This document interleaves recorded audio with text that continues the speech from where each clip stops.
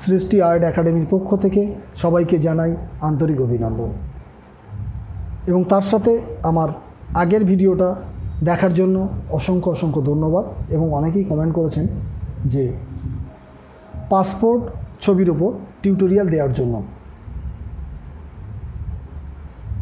তাই আজ আমি পাসপোর্ট ছবির উপর একটা টিউটোরিয়াল করে দেখাচ্ছি এবং আজকের পাসপোর্টটা একেবারে যারা নতুন, সম্পূর্ণ নতুন, খুব সহজ সরলভাবে যারা অলরেডি অন্য সফটওয়্যারে ফটোর প্রিন্ট করে দিচ্ছিলেন, কিন্তু আজকের এসে হঠাৎ কোনো সমস্যা হলো, যে কোনো সমস্যা, কোনো একটা সমস্যাতে সে পড়ে গেছে, ফলে সে প্রিন্ট করতে পারছে না, ফলে অ্যাডব ফটোশপে কী করে করবে।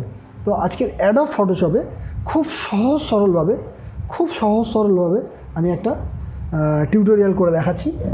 তো তার আগে বলি, আমি এখন প্রথমে ক্যামেরা দিয়ে ছবি তোলা একটা ছবি ওপেন করে নেব, যে ফোল্ডারে রেখেছে সেখান থেকে ওপেন করবে প্রথমে এরকম একটা। আর তার আগে বলে নেব প্রত্যেককে, আপনারা অবশ্যই ক্যামেরাতে যখন ছবিটা তুলবেন বা মোবাইলে যখন ছবিটা তুলবেন চেষ্টা করবেন একদম যারা নতুন তারা কি করবেন, আপনার পিছনের ওয়ালটা, ব্যাকগ্রাউন্ডটা দেখে নেবেন যে কালারটা যা আছে তাই রাখবেন। তার কারণ আপনি নতুন, আপনি ব্যাকগ্রাউন্ডের কালার চেঞ্জ করতে যাবেন না, তাহলে খুব সহজে কালার চেঞ্জ না করে কি করে ছবিটাকে সুন্দরভাবে পাসপোর্ট হিসাবে কাস্টমারকে দেওয়া যায় বা অন্যজনকে দেওয়া যায়। তো সেটাই আমি দেখাবো। আসুন, আমি প্রথমে ছবিটা ওপেন করে নিয়েছি। দেখুন, প্রথমে ছবিটা ওপেন করে নিয়েছি। এখন এই ছবিটা আমি কত সহজে কাটা যায়। প্রথমে একদম সোজা সাপটা ক্রপ টুলে যাব।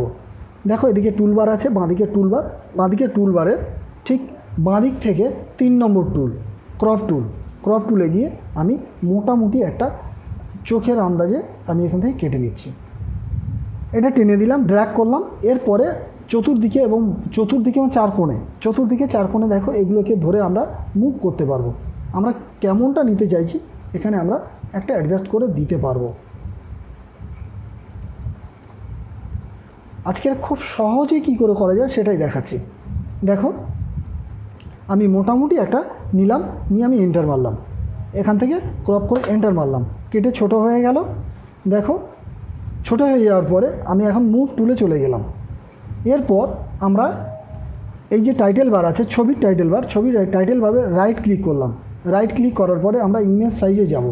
ইমেজ সাইজে গিয়ে আমরা এখানে 19 আছে, এখানে আমরা 4 করে নেব। 4 করে নিয়ে আমি ওকে করলাম। দেখো খুব ছোট হয়ে গেল, কোনো অসুবিধা নেই। এই কারণে করলাম যাতে তোমাদের কাজটা করতে সুবিধা হয়। ছোট করে নিলাম। এইবার আমরা ফাইলে গিয়ে একটা নিউ নেব। এখানে পিক্সেল হয়ে আছে, আমি সেন্টিমিটার করে নেবো। এখানে পিক্সেল আছে, সেন্টিমিটার করে নেবো। আর রেজুলেশন 300, ব্যাকগ্রাউন্ড হোয়াইট। সেন্টিমিটারে আমি 3 সেন্টিমিটার করলাম, আর নিচে 4 সেন্টিমিটার, 3 সেন্টিমিটার বা 4 সেন্টিমিটারের একটা ছবির মাপ নিলাম। দেখো এরপর আমি কি করব, কোনো কিচ্ছু করব না। এই মাউস দিয়ে এটাকে আগের যে ছবিটা আমরা কেটে নিয়েছিলাম, এই কাটা ছবিটা আমরা ড্র্যাগ করে এর উপরে ফেলে দেব। দেখো চলে এলো, ড্র্যাগ করে ফেলে দিলাম। এইবার আমরা এটাকে কি করব, কন্ট্রোল টি মারব। কন্ট্রোল টি মেরে এটাকে আমরা মোটের উপরে, দেখো কোণে আমি ধরলাম, নিচের কোণে ধরে এটাকে একটু সাইজ মতো করে নিচ্ছি।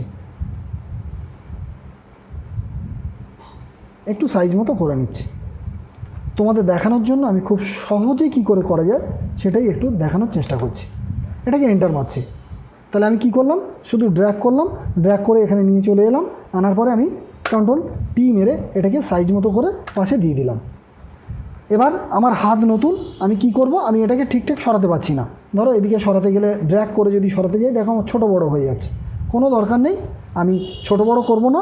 আমি এটাকে তোমার অ্যারো চিহ্ন মেরে বাঁ দিকে সরিয়ে আনবো। দেখো দুদিকে সমান হয়েছে। এবারে অ্যারো চিহ্ন মেরে, আপার অ্যারো চিহ্ন মেরে আমি এটা উপরে তুলে নিয়ে গেলাম। দেখো ছবিটা দুদিকে সাদা ছেড়ে দিলাম। সাদা ছাড়ার পর আমরা এবারে কি করব, উপরের ফাইল, এডিট, ইমেজ, আমরা ইমেজ মেনুতে যাব। ইমেজ মেনুতে গিয়ে অ্যাডজাস্ট, 2 নম্বরে অ্যাডজাস্ট আছে, অ্যাডজাস্টে গিয়ে আমরা ব্রাইটনেসে যাব। ব্রাইটনেসে গিয়ে তোমরা তোমাদের মতো করে ব্রাইটনেস কমানো বাড়ানো করে নেবে। কমিয়ে বাড়িয়ে তোমরা এখানে প্রিভিউ আছে, প্রিভিউতে দেখে নেবে যে কোনটা ভালো লাগছে। ঠিক আছে, করে তোমরা ওকে করে দেবে। তারপর যদি মনে হয় তোমরা আবার ইমেজ মেনুতে যাবে, গিয়ে অ্যাডজাস্টমেন্টে যাবে, গিয়ে কালার ব্যালেন্সে যাবে। কালার ব্যালেন্সে গিয়ে এখানে তোমরা কালারটাকে কম বেশি করে নেবে তোমাদের যেমন লাগে। ধরো রেড বেশি আছে তোমরা সায়ান করবে, সায়ান বেশি আছে রেড করবে। দেখা যাচ্ছে ছবিটা তুলতে গিয়ে ইয়েলো বেশি হয়ে গেছে, তোমরা ব্লুর দিকে চলে যাবে, ইয়েলোটাকে কমিয়ে দেবে, দিয়ে তোমরা প্রিভিউ করে দেখে নেবে তোমাদের মতো করে করে এটাকে তোমরা ওকে করে নেবে। করে নিয়ে দেখো ছবিটা রেডি হয়ে গেল। এরপর তোমরা কি করবে, সোজা তোমরা ফাইলে যাবে, গিয়ে নিউতে যাবে, গিয়ে কাস্টমে যাবে, গিয়ে একটা A4 পেজ নিয়ে নেবে।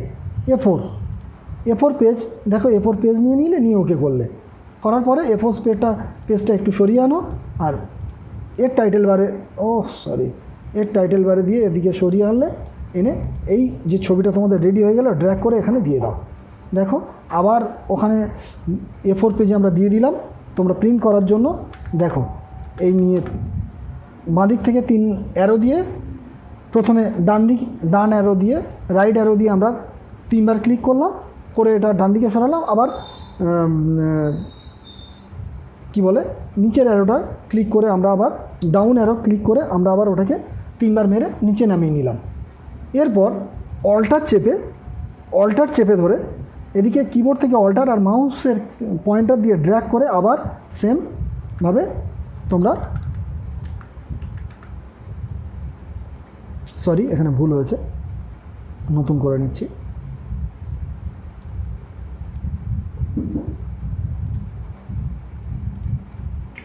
এই যে ছবিটা এখানে রেডি হয়ে গেছে। এবার এখানে তোমরা কিবোর্ড থেকে অল্টার চাপবে, আর এদিকে মাউস দিয়ে কিবোর্ড থেকে অল্টার চেপে মাউস দিয়ে ড্র্যাগ করবেন।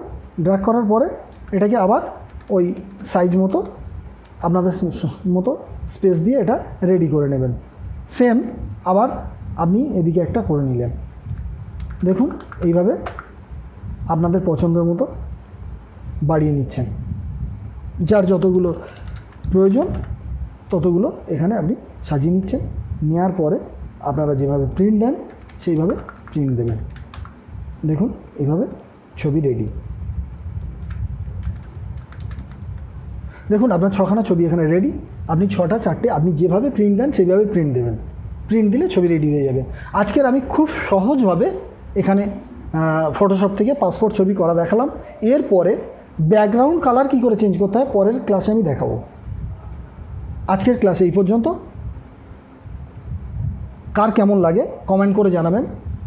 সুবিধা অসুবিধা আপনারা নিচের কমেন্ট বক্সে কমেন্ট করে জানাবেন, তাহলে আগামী কাজটা দিতে আমার সুবিধা হবে।